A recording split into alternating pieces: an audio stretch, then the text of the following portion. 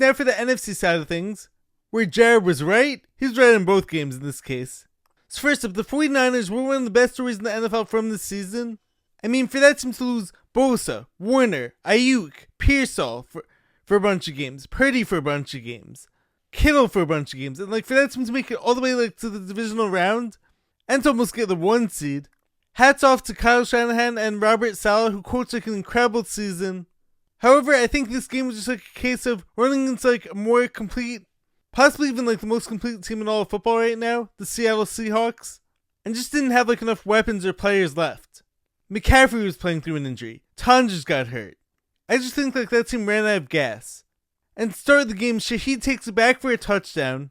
All the life just got sucked right out of the Niners. Sam Darnold, while playing through an injury, did his thing. He played turnover-free football and threw a touchdown pass to JSN.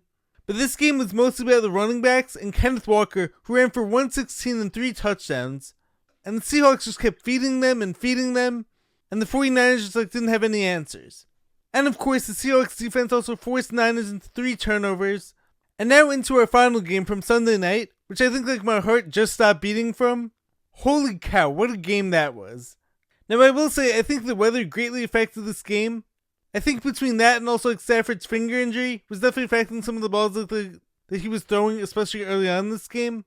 But anyways, the Rams were my Super Bowl pick, and they got the job done when they needed to. Now let's first backtrack a bit. I honestly didn't love the Rams' play calling for so much of this game. The Bears' defense, credit to Dennis Allen.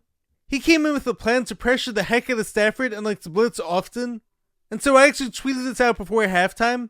The Rams better start setting up some quicker throws and quicker completions, and they have to find a way to get Puka Nacua and Devontae Adams involved in this game.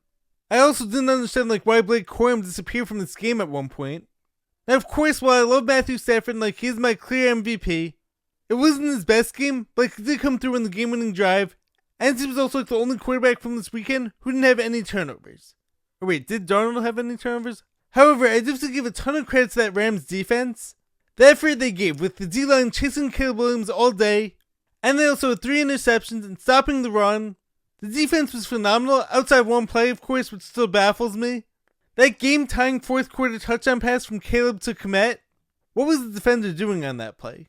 Either he got pushed, or we have to have a talk and an investigation into his bank account, as I saw Mike Parsons tweet out. Caleb is such an interesting case, because of course he plays the game so unorthodox. He misses some of the easy throws, but then he also makes the unbelievable plays and makes some of the best throws we've ever seen. He has an incredibly strong arm and is also a sick athlete.